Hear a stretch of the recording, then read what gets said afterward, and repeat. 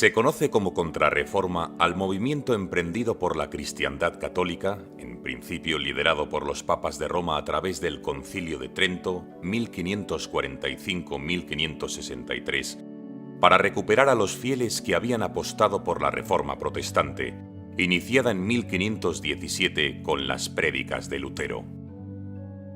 Lutero criticaba la venta de las indulgencias, esa remisión parcial del tiempo que los pecadores habían de pasar en el purgatorio. El dinero de las indulgencias se utilizaba para construir el nuevo Vaticano, principal emblema del Estado que aspiraban a consolidar los papas. La reforma de Lutero no era la primera crítica virulenta contra las ambiciones materiales de los papas.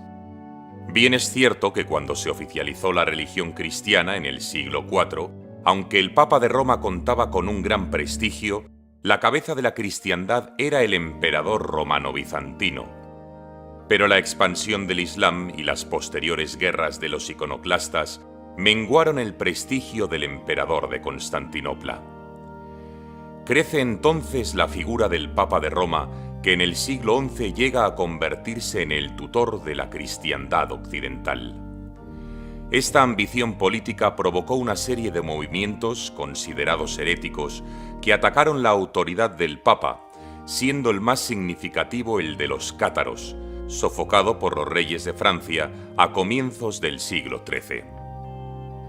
En ese momento, los papas empezaron a depender de los monarcas franceses hasta el punto de que a comienzos del siglo XIV se instalaron en Aviñón, al sur de Francia, creando una corte fastuosa. Aunque en 1378 regresaron a Roma, el lujo de Aviñón había provocado una nueva oleada de movimientos heréticos, siendo el más destacado el de los husitas, con los que terminó el emperador alemán. De esta manera, los papas pasaban de la tutela de los reyes de Francia a la de los emperadores del Sacro Imperio Romano Germánico. Para conseguir por fin su independencia política, los papas, ya en Roma, decidieron crear su propio Estado en Italia, desde finales del siglo XV. Una ambición política que quedó plasmada en el arte del Alto Renacimiento y en especial en las obras del Vaticano, aquellas financiadas a través de las indulgencias que pusieron en marcha la reforma de Lutero.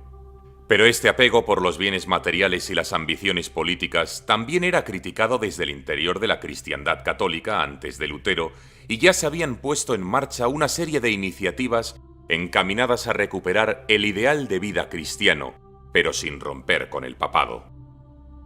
La llamada devotio moderna de finales del siglo XIV aspiraba a lograr una vida ascética entre los cristianos, rechazando los bienes materiales y apostando por una vida austera. Este modelo de vida se difundiría ampliamente durante el siglo XV gracias al libro Imitación de Cristo, cuyo autor pudo ser Tomás de Kempis. La fórmula ascética defendida por Kempis fue seguida, por ejemplo, por la reina Isabel la Católica y por su hija la reina Juana. Y esa fórmula muy personal de vivir el cristianismo es la que retomó Erasmo de Róterdam en sus escritos. Otro intento de renovación católica fue el protagonizado por el cardenal Cisneros, quien promovió la educación de los clérigos con la fundación de la Universidad de Alcalá de Henares. También apostó por una nueva edición de la Biblia, la Políglota Complutense. Ya con la reforma de Lutero en marcha, encontramos nuevos movimientos de renovación católica en línea con la devotio moderna. Algunas órdenes religiosas tradicionales apostaron por un modelo de vida más ascético, como los franciscanos capuchinos en 1525. Al mismo tiempo, se creó una orden de sacerdotes, los teatinos, en 1524, que buscaba una vida en comunidad como ejemplo del ascetismo para el resto de clérigos y feligreses.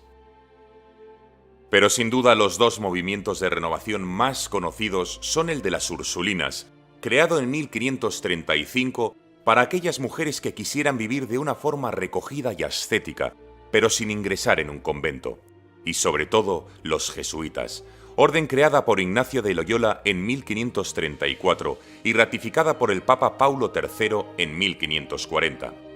El caso de los jesuitas es un buen ejemplo de todo este movimiento de renovación católica anterior al Concilio de Trento. Las prédicas de Lutero en Alemania precipitaron la guerra de los campesinos entre 1524 y 1525, reprimida de manera violenta. Poco después, en 1527, los ejércitos del católico emperador Carlos V, en gran medida formados por soldados luteranos, saquearon Roma. El emperador se arrepintió afeando la conducta a aquellos soldados protestantes que habían iniciado los saqueos. Fue el comienzo de un largo conflicto que se abatió sobre el imperio, con una guerra casi permanente entre príncipes católicos y protestantes que no habría de concluir hasta la paz de Augsburgo en 1555. Ese mismo año de 1527 se había formado la Iglesia de Suecia, luterana. En 1534, Enrique VIII de Inglaterra creó la Iglesia anglicana, y 2 años después, en 1536, la Reforma luterana llegó a Dinamarca y Noruega. Todas estas iglesias nacionales provocaron la persecución y en muchos casos la muerte de los súbditos que seguían siendo católicos. Una situación extrema fue la generada por Calvino, otro líder protestante que impuso un gobierno teocrático en Ginebra a partir de 1541 y que no dudó en ajusticiar a aquellos que contradecían sus principios teológicos. Es cierto que los papas, frente a estos reformados que no dudaban en tomar las armas para acabar con los católicos, también esperaban que los monarcas que seguían siendo católicos utilizaran a sus ejércitos para acabar con los herejes, como había sucedido siglos atrás, contra los cátaros o contra los husitas. De ahí que el programa de los jesuitas de Ignacio de Loyola choque en este ambiente donde imperaba la violencia. Los jesuitas, mostrando total obediencia al Papa, consideraban que era clave mejorar la educación para los territorios que aún seguían siendo católicos y montar misiones de evangelización para aquellos otros territorios que no eran católicos. La prédica y no las armas había de ser la mejor forma de recuperar a los protestantes. El Concilio de Trento comenzó por fin en 1545. Se interrumpió en 1547. Reinició en 1551 para volver a pararse en 1552. Y se volvió a poner en marcha en 1562 para concluir en 1563. Los papas habían tardado casi 30 años en abrir ese concilio donde debatir las propuestas de Lutero, y aún emplearon 18 más para dar una respuesta. En el Concilio de Trento participaron tanto teólogos católicos como luteranos, si bien las decisiones allí adoptadas solo fueron tenidas en cuenta por los católicos. Entre las medidas adoptadas estaba la obligación de los obispos y sacerdotes de vivir en su diócesis y preocuparse por la calidad religiosa de sus fieles a través de sermones que explicasen bien la palabra de Dios. Por eso se generalizó el uso de los púlpitos en las iglesias. También los obispos empezaron a hacer visitas regulares a todas sus parroquias y a juntarse con su feligresía.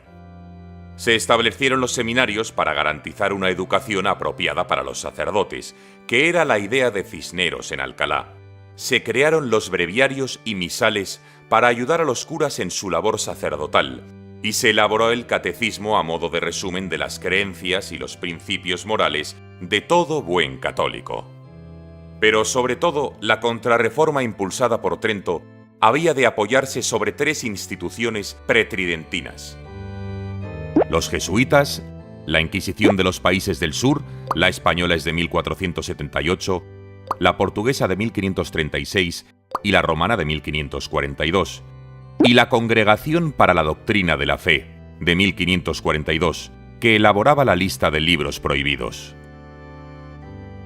Tras Trento, los monarcas católicos retomaron la iniciativa de forma violenta, siendo los 2 casos más ejemplares las acciones emprendidas por el duque de Alba en los Países Bajos contra los protestantes neerlandeses entre 1567 y 1573, y las guerras de religión de Francia que enfrentaron a católicos y hugonotes, así se les llamó a los calvinistas franceses, entre 1562 y 1598. Estas acciones sangrientas no lograron su objetivo de poner fin a los protestantes, igual que la violencia de los príncipes protestantes tampoco había acabado con el catolicismo.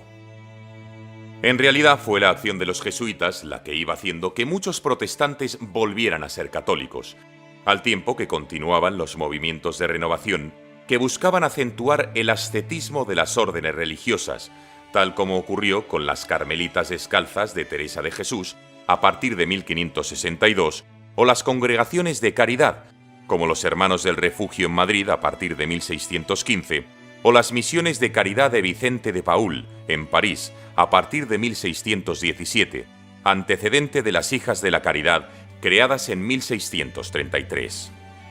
Estos movimientos de ascetismo, caridad y misión eran la verdadera contrarreforma. Se consiguió que el protestantismo retrocediera y por eso éste volvió a levantarse en armas a partir de 1617.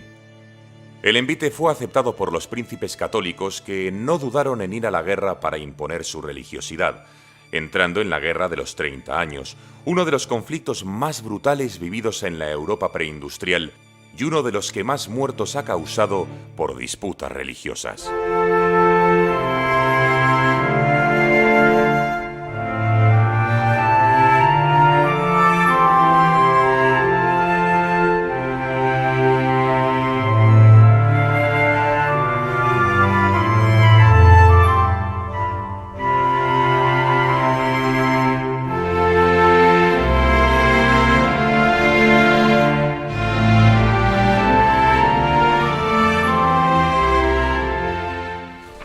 Academia Play lanza su tercer libro. En una obra bellamente ilustrada, nos traen un apasionante recorrido por 25 de las más famosas batallas de la historia de la humanidad.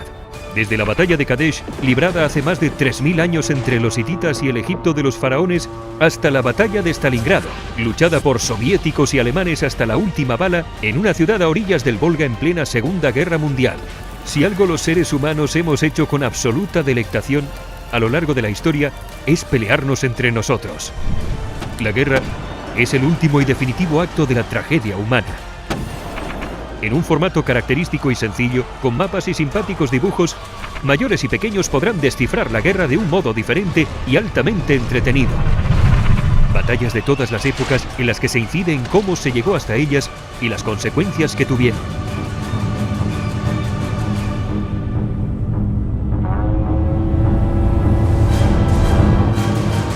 Academia Play es uno de los canales didácticos de YouTube más exitosos y con más seguidores. Sus suscriptores se cuentan por millones. El libro está escrito por Alberto Vidal Guerrero, Alberto Menéndez Zengra y Javier Rubio Doncé. Está editado por La Esfera de los Libros y el prólogo corre a cargo del exitoso divulgador Fernando Díaz Villanueva. Haz que tu experiencia de aprendizaje sea épica.